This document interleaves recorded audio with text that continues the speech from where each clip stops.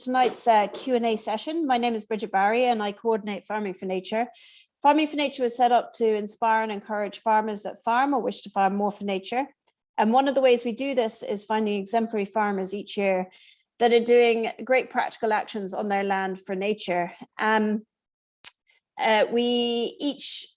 second week through this Q&A session, we speak to one of these farmers. These are our Farming for Nature ambassadors.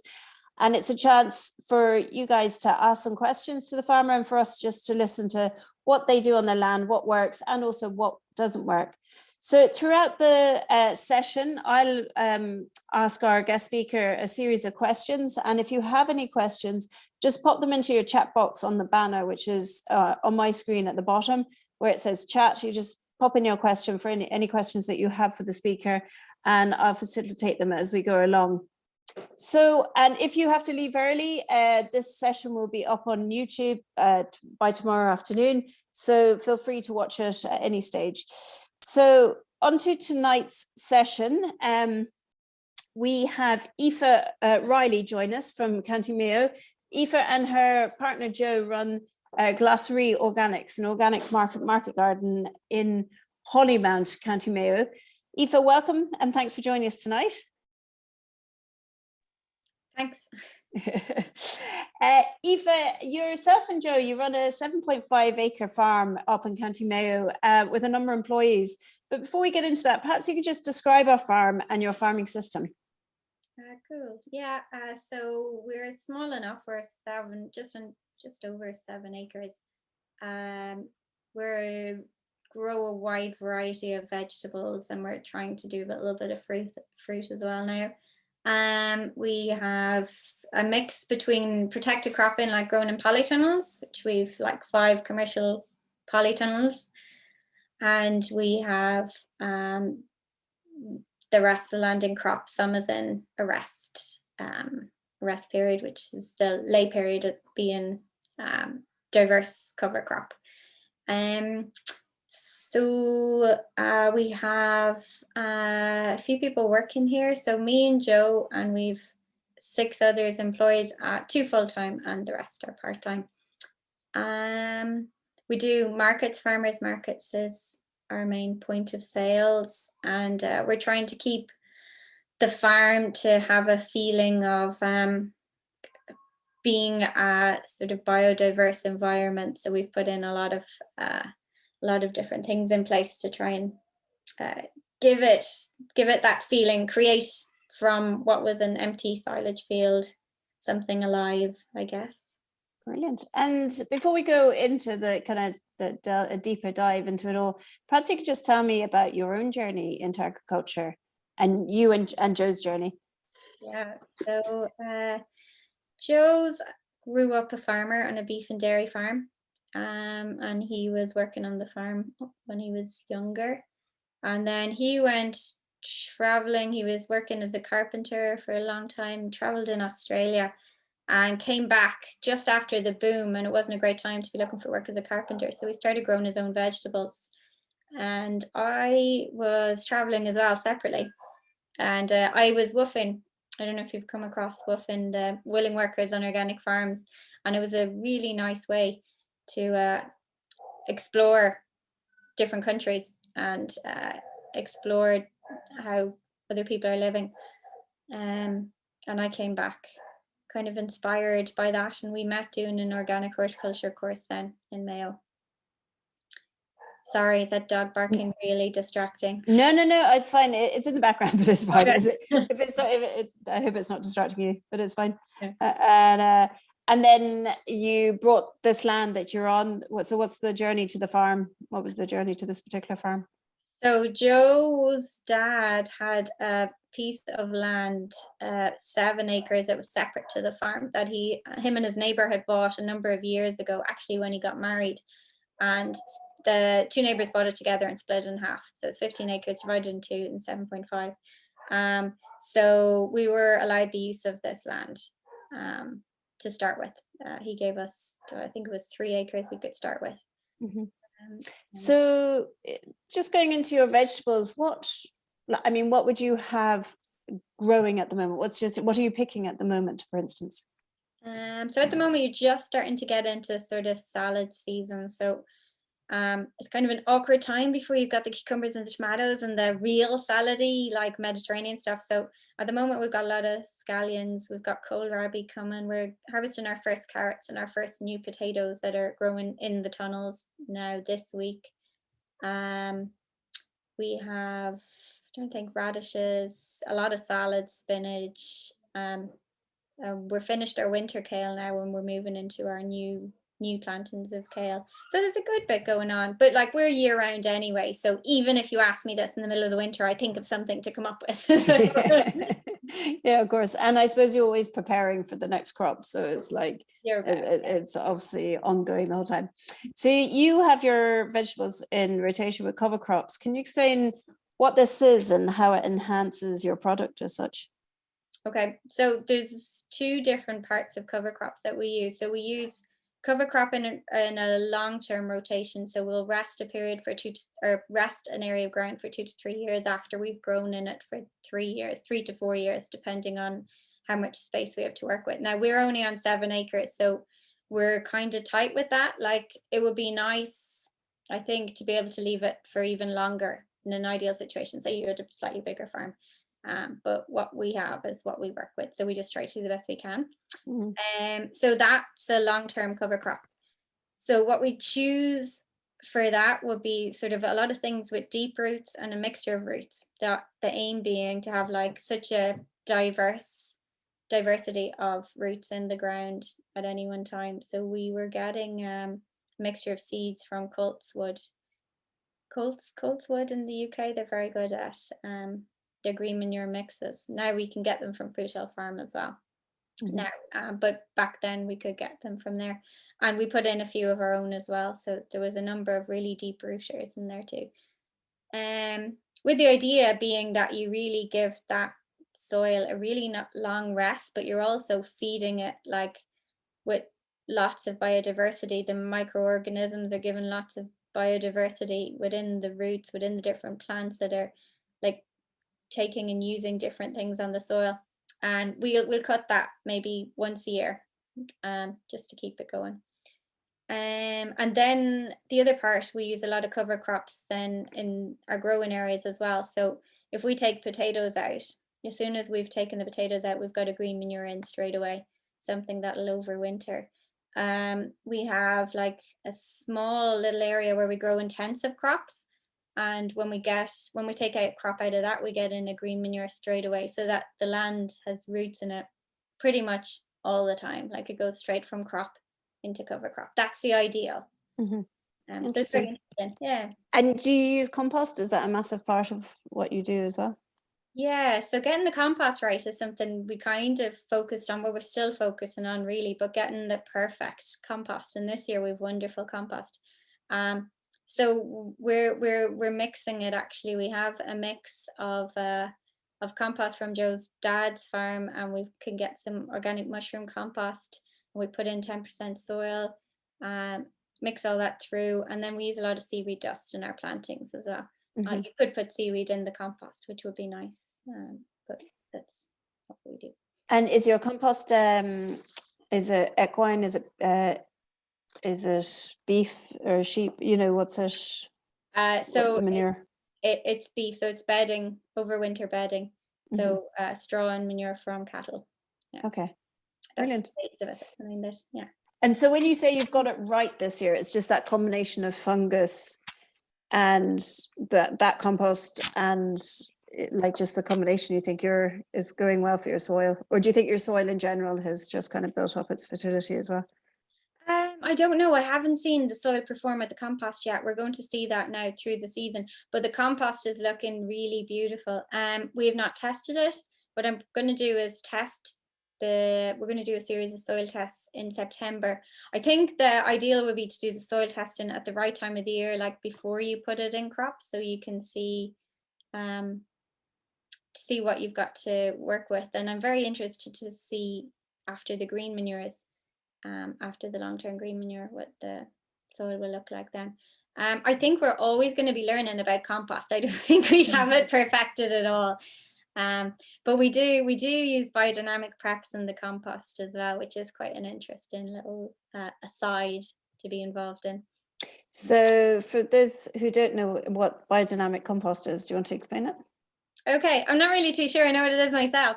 But that's okay. Just your version of it. Okay, my version of it.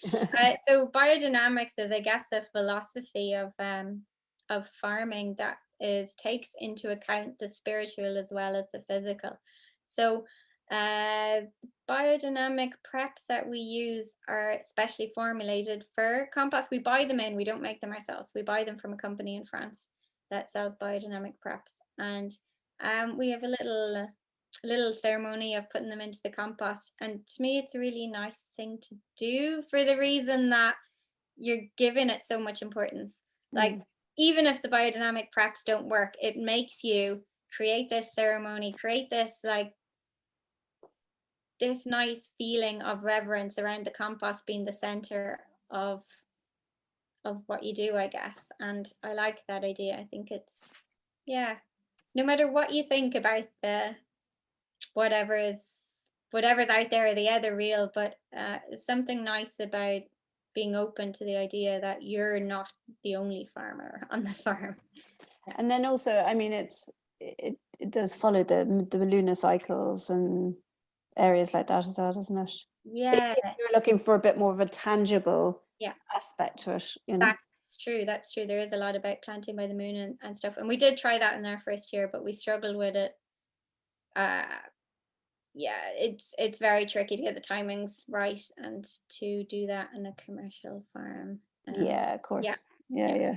It's kind of do a little of whatever you can. Yeah. So onto the commercial side of things, you have quite a few different avenues. Your farmers market, your vegetable boxes, your cafes and restaurants as well, is it? I mean, as some would say, this is quite labor intensive, but do you enjoy the kind of meeting the customer and being direct to your customer, I suppose? Definitely, the farmers market is our thing. Like, we do a few other things, like we do a few wholesale places. We do a little bit of veggie boxes, but I think you can't beat the farmers market for being out there and chatting to people and getting feedback. And now, having said that, we've kind of got to a place where it's not me or Joe who's doing the market most weeks. We usually have people from the team here who do it, but they're wonderful. Like, they're so engaged with what they're doing, and people, like Joe said, he did the market a few weeks ago, and he said no one wanted to talk to him. They were all looking for Erica, another woman who works with us. They were like, they've all got these bonds because she's there every week. So yeah, we've a great team, and I think it's, if you've got a team who know the farm and who love what they do, I think it'll go really well on the market, I think. Yeah. Also, I think it's nearly the essence of a farmer's market that people are going to meet the farmer, you know, if they can be direct, speaking to the producer directly. It's part of what it's about, really. It's for the consumer as well. Yeah, I think it is. It's that experience, which in a way we're kind of breaking the golden rule by not being there ourselves, like me or Joe. Because we were always told you have got to be on market yourself. And we lost it a little bit. In a way, it was purposeful. We wanted to take back weekends so we could have 2 days free with the kids. And that kind of happened gradually. I think it was only 2 years ago that we started taking 2 days off. Now, not really off, like Joe could still be driving the tractor here all day. But do you know what I mean? Like, it's a weekend and we're saying, it gives us the freedom that if the weather is bad, that we have the time with the kids. Yeah. So do you do one or where are your farmers markets in? Where do you go? Castlebar and Westport, so all in Mayo. Okay, yeah, perfect. So I suppose getting to the kind of the nature side of things, I mean, is it important to you to have diverse nature on your farm, or what have you done on your farm for nature as well? So the first thing we did when we started on the land, so this was a 7-acre field. It was just open. It was used for cutting silage. It just felt so exposed.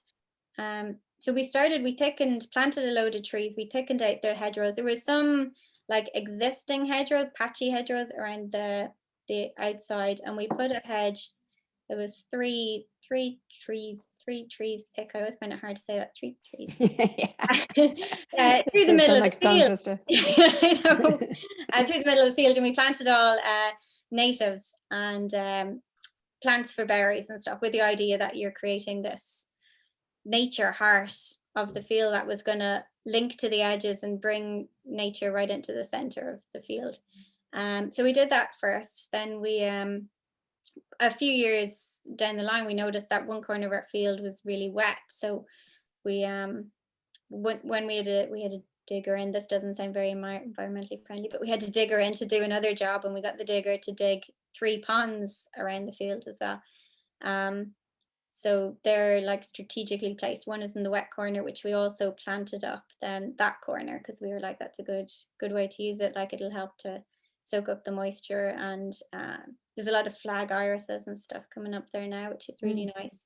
And 2 other ponds then to try to lure a bit of wildlife from the edges into the field. So the other 2 are more in the middle of the farm, the heart of the farm. Brilliant. And do you enjoy working somewhere where there's a bit more nature?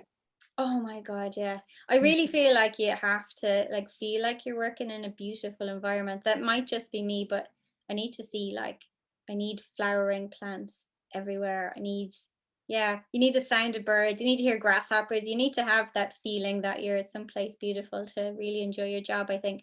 And to see things, to observe things, you notice really cool things when you're farming with nature. Like, you might see something, I don't know, a little snail doing something interesting that, you really, you get to see all this stuff and appreciate it. I think if you're working someplace where it's very bare and open, you don't have that same experience of wonder every day, like as a workplace. I think it's nice. Yeah. So, sorry, you got the farm how long ago? Like, how long has it taken to kind of build up that biodiversity, you think? 7 years. I'd say it's still in action now. There's still a few things that I'd like to see appear on the farm, but can't force these things. Yeah, come this way. Yeah.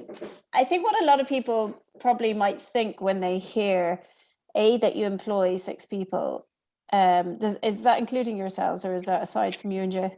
It's aside from me and Joe. Okay, no, I'm part-time now and Joe's full-time. Yeah. Okay, so you've got 7.5 employees on 7.5 acres, and you've still got space for 3 ponds and 3 tree thick hedgerows. You're better than me. And but I mean, what do you say to people that kind of question that, or how is that possible? I suppose the big question is how is that possible?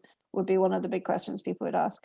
Okay, Is it you have a lot of polytunnels that you can have kind of 12-month I suppose production going on, or there's really a few things. One thing is that there is a lot of undercover space in the polytunnels. We've built up a bit of old machinery.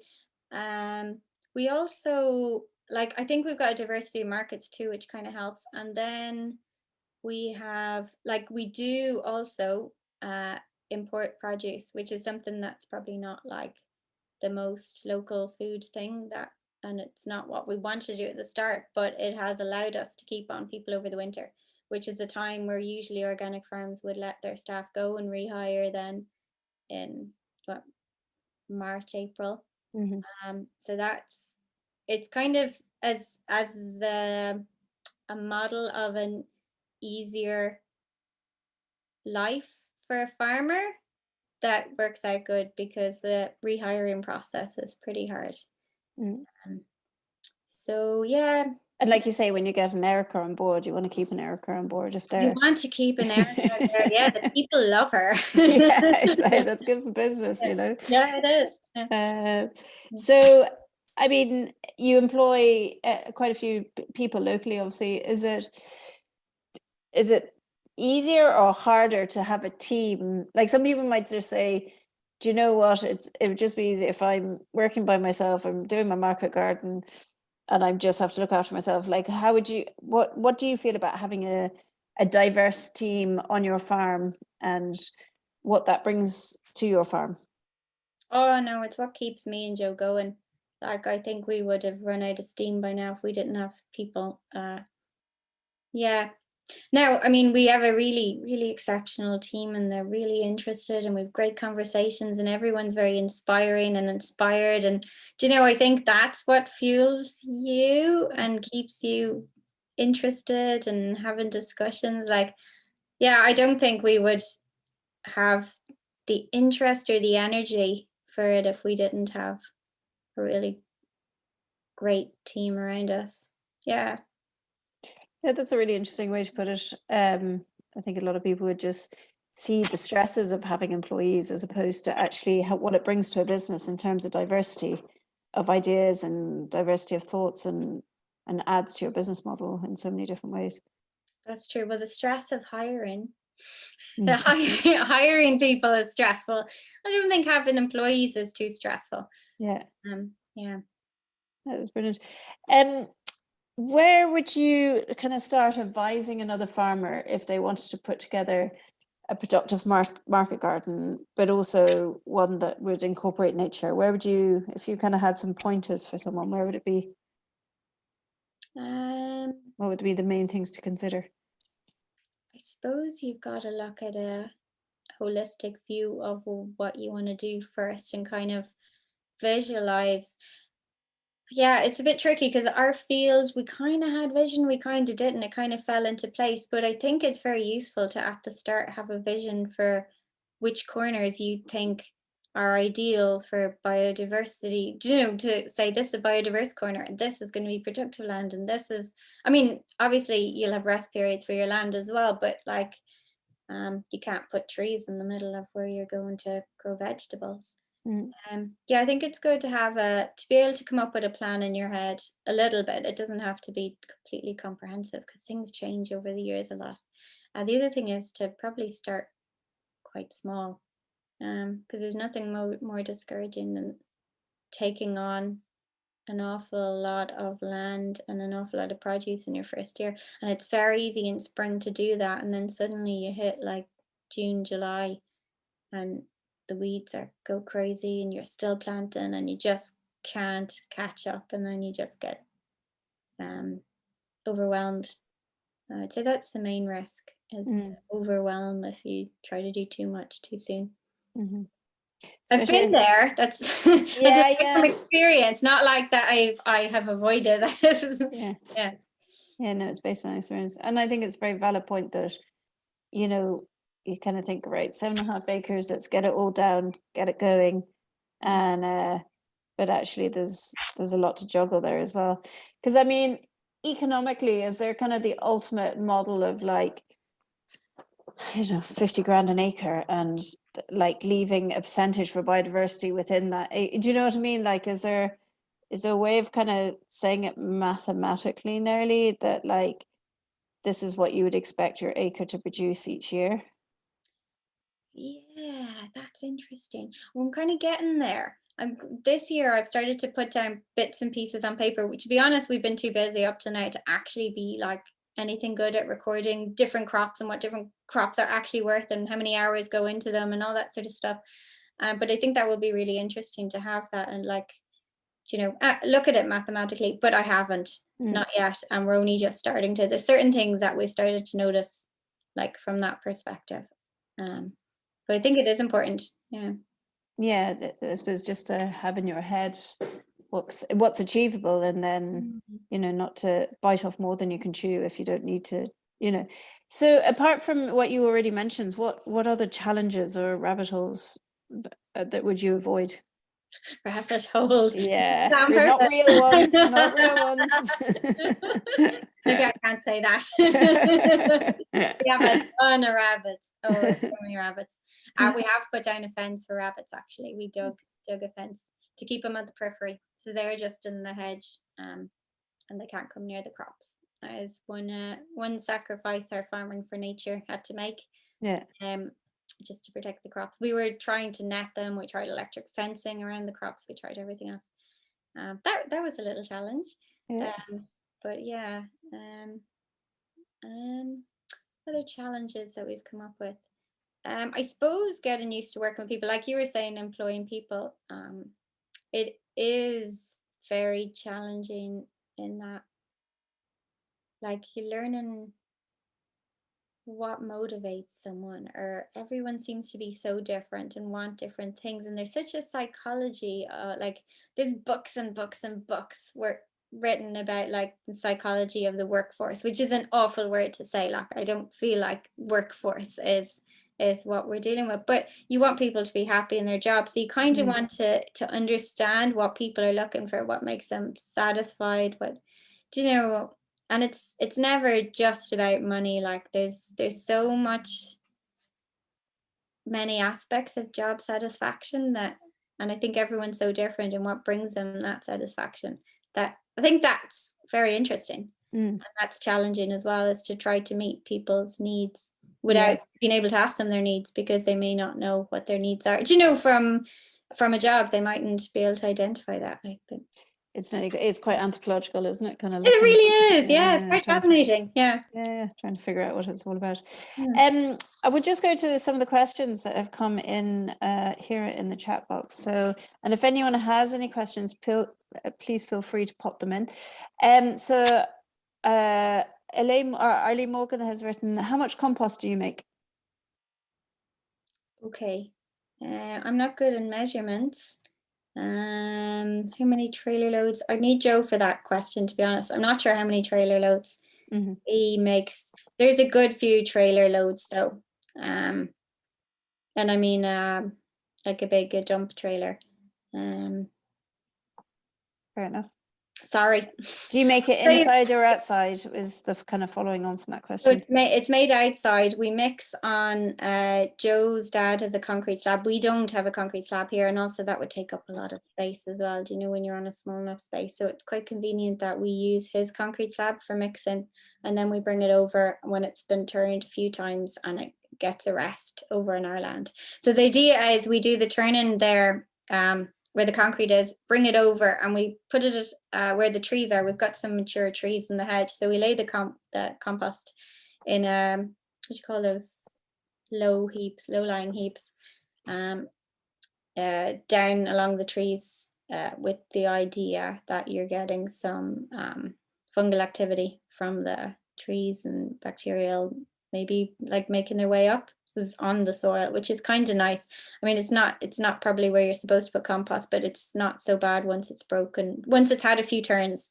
So you're kind of, there's a bit of a balance here you've got to keep between the department and the Farming for Nature. Like, you could have some ideals yourself, but the department might want to see more concrete and less nature, you know. So it's quite interesting trying to get that balance right and keep keep your ideals happy and keep the department happy. Yeah. It's interesting. She also mentions, I see you're setting pumpkins in the open at the moment. Will you cover them, or will they survive in the open? No, we have them just netting, when hooped and netted. Yeah, I put a picture of them up in the open so you could see them, but they're all netted. Okay. Is that on Instagram, is it, or something, if people are Yeah. Okay. Thanks for window. And will you have an open day this year? I think you have a Farming for Nature day walk, do you? We have a Knots walk coming up. I can't even tell you. I think it's August. I think it's the start of August sometime. Okay. So that's true. Knots, you have to book through them. I don't do any of the organizing for that. Open day, I don't know. I would like to have an open day. We're very exposed to our neighbors.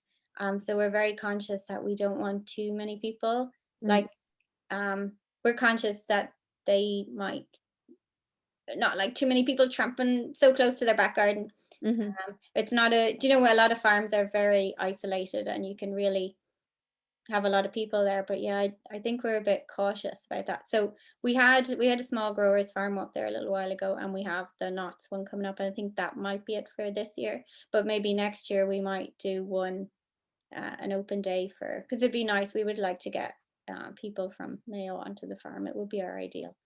So the Knots one, if anyone's interested, is through NOTS.ie, which is the Knots, the National Organic Training Skill Set, I think, website. So NOTS.ie. What are your what's your success stories with what you grow? What's your best thing that you've grown, or what suits where you are to grow? Or That's interesting. Everyone always asks me about the trouble crop? No one ever asked me about the success one. Yeah, an optimist or something. Yeah. Well, I love growing carrots. I don't love weeding carrots, but I do love growing them because I think they're something that really tastes amazing. You can really taste the difference. We have really good tomato crops as well. Yeah, those would be ones that seem to do really well. Beetroot. Oh, beetroot. Yeah, our beetroot is amazing. And I've tried the same variety of beetroot grown on a different farm, not too far away from here, but it doesn't taste as good. And I think it's the soil, like it can only put it down to the soil type. So, yeah. And have you ever been tempted when you have a good crop like beetroot or the carrots or whatever to just go, we'll just grow that and move into that area and make juice out of it or whatever? Do you know what I mean? Is that just not? That comes with other problems too, I think. Yeah. Yeah. Yeah, you spread your eggs in a lot of baskets, and the markets are a thing, and the markets require diversity. And diversity is fun. One crop's not fun. Yeah, true. And then going into my pessimistic side, what is your trouble crop? Our trouble crop, definitely celeriac. Oh my god, yeah, Okay. celeriac, and probably cauliflower. We always have trouble, but we wanted it to come at a very specific time of the year, so we wanted to come in the Hungry Gap, and we never quite get it right there. Our timing's always a little bit off. So do you keep growing it, or do you just kind of accept when something doesn't work on your land and just leave it? Growing it, we're getting there. Okay. Determined, very determined. Don't stop. Okay, back to the questions here.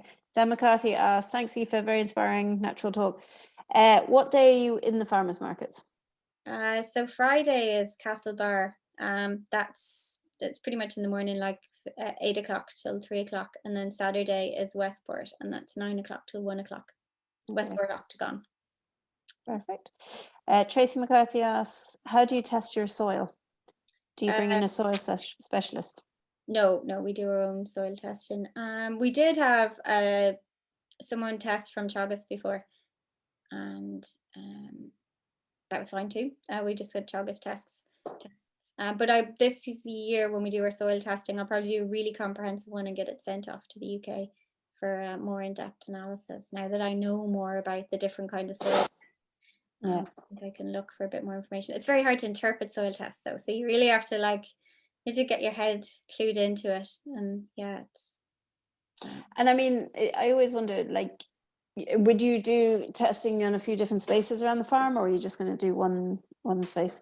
No, that's the trouble with something that's diverse, is every area is so different. So where to take your test from is really complicated, and you could end up spending hundreds and hundreds and hundreds just trying to test everywhere, because one tunnel's in production for so long and one tunnel is new enough, and then there's the area. So we'll probably focus on taking the oldest tunnel in production test there, and test the area of ground that's been in a long-term cover crop that's going back into crop again, because that's the way all our sections in the crop rotation will have that rest. So it'll kind of let us know what that's given us, that long rest period, and where the soil's at to start with. Okay. Dan McCarthy asks, how many tunnels have you got and what length are they? 5 tunnels. What length are they? I think they're 30 meters. Was that 30 by 6, is it? Or like across, or? 30 by, oh, don't ask me this. They're good. No, don't worry. They're old mushroom houses. They're old mushroom houses. Yeah, I can't tell you offhand, I'm sorry, but they're big, they're commercial size. So we've old mushroom houses and we stretch them to 2 polytunnels. Tell you what you can do, you can take a picture of them tomorrow and put them up on Instagram and just it, put in brackets. By the way, they are. And do you have any fruit trees, Dan asks? We have a few, but on 7 acres, we don't have much space. We do a lot of, we've started putting in a lot of strawberries and raspberries, and that will be, we have a few currant bushes. We've got maybe about 12 fruit trees, but you're on 7 acres. It's you're either going to do an orchard or you're going to do crops. And we'd love to do more fruit. But there's also the thing in the west of Ireland, you wouldn't want to be dependent on a fruit harvest either because it's so damp. So it is a bit of a risk. I've got something awful to tell you. Can I confess something? Yeah, go for it. I've got to run to the other room and get a charger. Okay. Can I run really fast? Yeah, I'm only going to be a second. I'm so sorry. So please put any questions you have in, and we will we'll ask them there when she comes back. Hopefully she will come back. Okay. I'm back. That was so unprofessional. It's okay. I thought I had everything figured out, but my battery, as my computer's getting older, is getting really bad. They cut off really fast. They do. Anyway, I'm good to go again. Okay. So no fruit trees. And your raspberries and your strawberries, are they under tunnel or are they outside under nets, or? They're outside under nets, yeah. Okay, cool. So Kate Flood asks, is it possible to grow at that scale with peat-free composts? It can be challenging to find suppliers of good peat-free compost in Ireland. Well, here's the thing. We are using peat-free compost. Well, we're not. We are and we aren't. So peat-free compost is what we're starting our seedlings off in. However, it's not as simple as that, because peat-free compost uses coconut and materials that are imported from abroad. I don't know. This is a real conundrum, because we do use peat-free compost at the moment, but it's not ideal either. Some people have switched back to peat compost, saying that that's more sustainable an option than the peat-free. When you talk about the mileage that it travels. And we export our peat for compost, I think, to Germany anyway, which is a bit mad. And there will be some peat in the mushroom compost that we put in the compost too. So where do you get your mushroom compost? Where is that? So there's an organic mushroom tunnel in Claremorris, which is our local town. We just happen to be really lucky that it's right there. Now, it's not a huge component of the compost. We only get 2 loads, and Joe's very careful to keep the ratio low. He's very cautious about the salt levels or something in the mushroom compost, which are relatively high. So there's a percentage he won't go above. I think it's we'll never go above 40% mushroom compost in our compost mix. Yeah. Okay. Joe would know a lot more about the compost. I'm sorry, you have to talk to me. Not at all. We'll get him next time. Yeah. So Seamus Bradley asks, do you follow a strict crop rotation? Hi, Seamus. Yes, we do actually. I suppose we're organic, so certified organic, so we have to show our crop rotations and everything. I think a lot of people would use intercropping and stuff, and we tried a little bit of intercropping last year, and it was just a little bit complex for harvesting and things like that, and we kind of switched back to keeping crops together, the crops the same together. I think you could do it in a kind of permaculture garden a little bit easier than when you've got to have it commercial. Yeah, so strict rotation we do. Yeah. And just on that a bit, the say pollinators, what do you do specifically to attract pollinators for all your various crops? We go mad on the flowers. We have a glass house specifically set aside to the flowers, and any gaps, they just get planted out completely.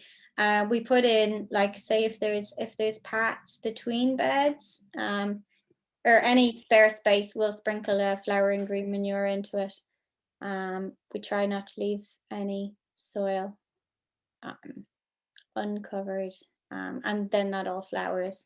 So yeah, there's flowering stuff everywhere. And would you stick to kind of native flowers, or? It's mixed actually. That's interesting. I never really thought about that much about the native flowers and stuff. We do have native flowers around, and I do think weeds are really important too. I think that it's so important to have patches of weeds gone to seed and at different stages of dieback as well. But yeah, the native flower thing's interesting. Like Mhm. we do plant an awful lot of flowers, but I've never really thought of keeping it all to natives. What would be the most important native flowers that? I don't know. I suppose, well, people used it in a lot of comfrey and borage and Yeah. calendula and stuff. Are they natives? Because we do a lot of those. I don't know if they're native or not though. Yeah, you got me wondering, Yeah. if, because they're all in that book, like Zoe Devlin's book, Wild Flowers of Ireland, Yeah. but it doesn't say Wild Native Flowers of Ireland, but I'm No. Yeah, going have to that book. say, Should have a look. yeah, that's true. Because like you say, you don't really see just calendula growing wild on a heath somewhere. Do you know what I mean? So Yeah. maybe someone else would know in the group. If you do, please write in, because Yeah. Aoife and I are wondering. We want to know. So Pauline Farrelly says, do you catch rainwater? Yes. That's another really interesting thing of juggling the department and ideals. Ideally, we wouldn't want to be watering with chlorinated water. So, and this will become an issue in a lot of commercial farms, I think, in the next few years, because there's something about the chlorine. I don't quote me on this. There's something about the chlorine that's in water that reacts with the, is it chlorates in lettuces? It's lettuces specific that can cause a bit of an issue in the chlorate level or something like this. Sorry if I'm not great on the science, but there's a guy I know who was writing a study on it for conventional growers, and he told me a little bit about it. Yeah, so we harvest rainwater, but it has to be sterilized because for irrigation you need drinking water quality. So we have UV lights and we just have to test it, keep water tests frequent. We've also drilled a well, and I've just sent off water tests today now to see what that water is looking like, because it would be great to be able to use the well water as well. Okay, important. Pauline also asks, how important is it for the farm to be certified organic? I don't think it is the be all and end all. For me, it's like transparency, like that. Um, you're answerable to someone, that kind of way. Like anyone can say that they're growing really, really organically, and there's certain things you could do that might not be to organic standards, but you might not realize it because you're not familiar with organic standards. Like one example I'll give, and this is a bit of it, I don't know, might be a bit of a contentious one, is no dig growing, which I'm really interested in, and to see how it works, but or not how it works, but to see how soil tests come back after a number of years of people trying no dig. But there's, like, as an organic farmer, you have to follow the nitrates derogation. And say if you're a non-organic farmer who doesn't have to follow that, you could be applying a large quantity of nitrogen onto your soil without knowing how much you're applying. Do you know, if you're putting on a high nitrogen compost and the soil can't hold that much because you're putting on inches to as a weed cover? It's just, yeah, it's that there's a body who you're answerable to, and you really, like, there's a lot of practices, say the nitrates, for example, like that's based on years of research, um, that they have, like, accepted standards of nitrogen you can apply to your land, which is within your compost. And sorry, did you just say they're in the no dig system? That's not necessarily Well, I can mean, you be organic and no dig? yes, Presumably, yes. Yeah, of course you can. Yeah. you can be organic and no dig, but you will probably need to make sure that you're not applying too much compost. There's an organic farmer we went to see a talk with in the UK, and he'd been doing no dig, and he's very interesting. He does a lot of talks about it, and is very open about stuff. But he's had issues from a buildup of phosphorus in his soil from no dig from year on year, and then of course that locks up other nutrients. So that's just one aspect. Yeah, that's one aspect of it. Of course, you can be organic and be no dig, and you can get your soil tested.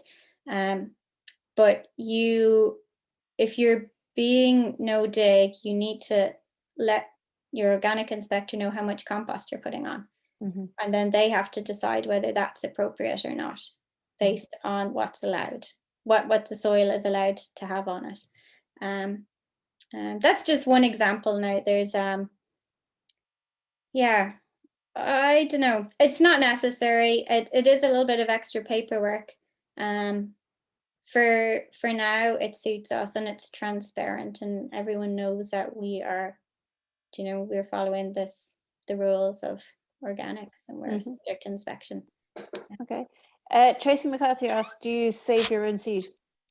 Yeah, we've started to a bit more now the last 2 years because seed has been so hard to get a hold of. Well, 2 years ago it was impossible to get a hold of for a while. Yeah, so we started doing bits and pieces of seed saving, but is one thing we find a little bit challenging is like you have to leave plants in the ground for a long time for seed saving, and to give over that space to seed saving is hard when you're commercial sometimes. But it keeps things interesting too. Do you know, like if a few farmers save a few different types of seeds, one farmer saves parsnip, another one does spinach, another one does something else, like that's a really nice way of doing it. So even if we just saved, a few crops, that is. They were saying next year there'll be a terrible problem getting potato seeds, won't there? Because they mostly come from Scotland. Yeah, so this year everyone saved their own. So we saved their own potato seeds this year. Next year will probably be interesting. I would say they'll be coming from Holland next year. So interesting, like to save a potato seed, like put it in the dark. Do you have to put it in a sand or anything, or what do you do? No, we just kept ours in the dark shed for a year. But I think generally, I'm not 100% sure of this. If you're into seed saving, you might know a bit more than me. That after the second year of potato seed, you can often come across issues. So you wouldn't save potato seeds for 2 years in a row unless you were a potato breeder, which we're not. Our specialty is not breeding potatoes. Okay. So we'll probably need to buy some in next year. So. Okay, interesting. So Auntie Mulligan asked, do you use any no-dig in your operation? You might just explain what no-dig is for people who don't know, if you have a sentence or two on it, and then I think you've already kind of mentioned that you probably don't use much of it in your own operation. But well, we do actually. We have a no-dig area that we called a no-dig area when we started it, which was last year.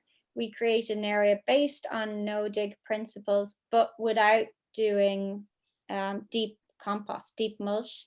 So no-dig is basically when you try not to disturb the soil, which is ideal because if you don't disturb the soil, you're not disturbing the soil microbiology, which is what we're all working towards, creating a very healthy soil. That's what you really want as an organic farmer or as a farming for nature farmer. So no dig is there's a number of ways of doing it, but a lot of people would put on a few inches of compost, perhaps on cardboard, perhaps just on grass, but enough inches that it buries the weeds so that the weeds can't come through. So you have a weed-free garden is the idea. We have an area that we set up, and generally they'd have wood chip in the path or something. So we do have an area set up in permanent beds like that. We've got the beds, we've got the wood chip in the path, but we are not deep mulching. So we're not doing weed-free no dig. And also this year we ended up digging up docks out of it. So we're kind of trying to remove all our perennial weeds like docks and dandelions, and hopefully bring ourselves back to only having to deal with annual weeds, which is just a hoe. We can deal with that. So okay. Close, but not quite. Yeah. Dan McCarthy asks, is it a requirement to use ultraviolet on rainwater for organic farming, and why? You might just explain that. I'm not sure what the other options are. This isn't about organic farming. This is a Department of Agriculture. So this would be any farming. We use UV because it's not chemical. I know another farm that uses hydrogen peroxide stabilized with silver.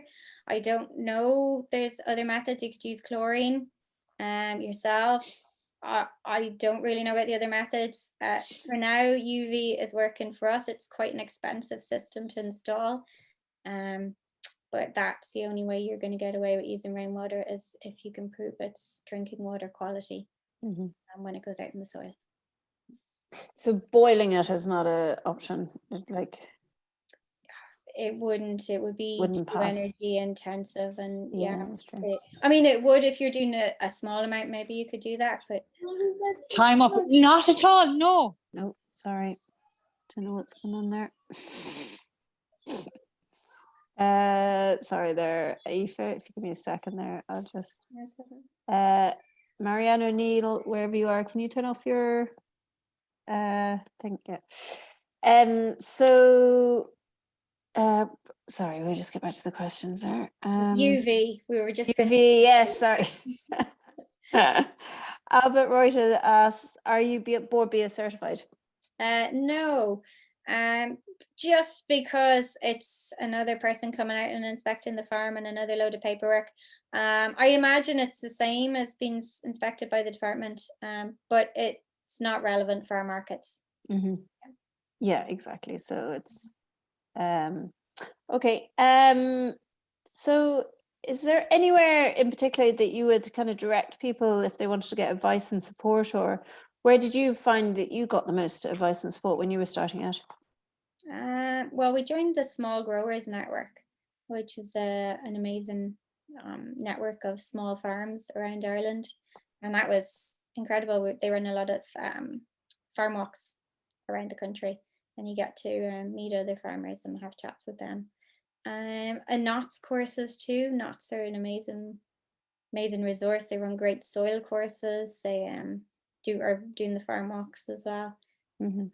I guess two of those. Talamh Bio is another organization, and they're kind of based on the Land Workers Alliance in the UK, which is supporting small farms. But their motivation, I guess, is kind of political to lobby on behalf of small farms. Okay. Yeah. So they'd all be kind of places that you'd start, and a lot of them would have an online presence, obviously, so people can find them there. Aoife, we're kind of coming towards the end anyway. Is there one memory that stands out for you on your farm that you realized that you were kind of glad that you maybe included nature on your farm, and it kind of made you kind of go, okay, we're not doing so bad here with our 7.5 acres. It wasn't intensive land. It's not anymore. Is there one thing that stands out for you there? It was 2 years ago. We just we didn't cut any of the grass in our garden, and we don't normally. We cut little paths through it for the kids to go out to the swings and stuff. But there was such a presence of grasshoppers, and we had a little pink nymph, bright pink nymph grasshopper that I've never seen before, and the kids are like just totally intrigued. And I just like them having a sense of wonder when they're out there and finding new things, which they are all the time.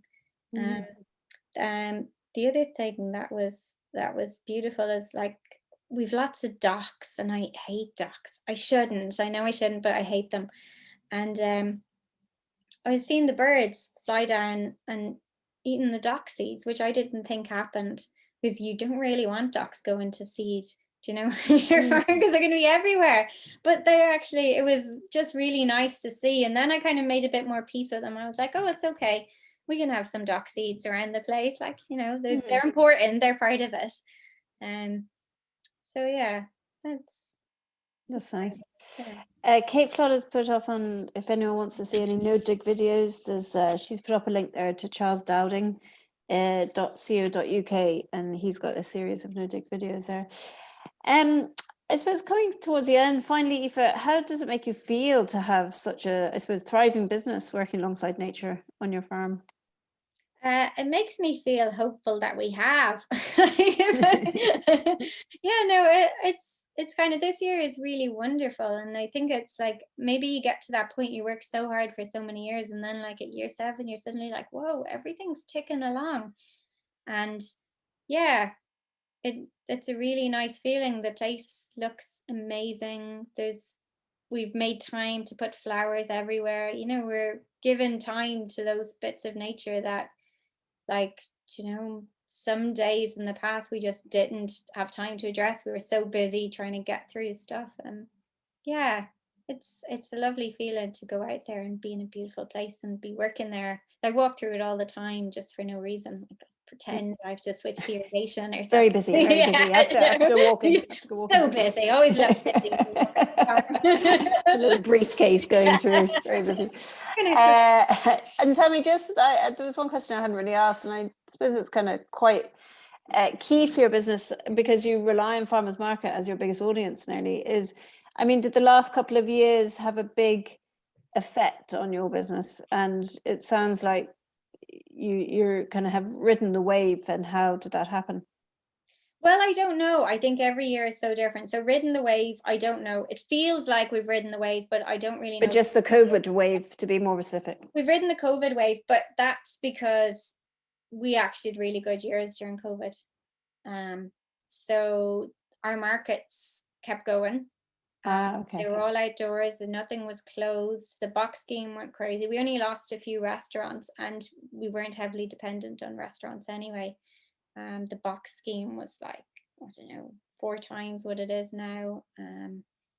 So what we're really riding now is reality. Like, we're riding back down to what's normal again. Like, and to try to figure out that, like, what is our norm, year on year? Because I guess we were just at that point of getting a handle on our farm right when COVID hit. So it was a funny time just to get so busy so fast, and then see things normalizing now and hope that it still adds up at the end of the year. Like, it's very hard to see how you're doing at the start of the year because you don't, like, this is a hungry gap now. Like, our rule is we lose money all through the hungry gap.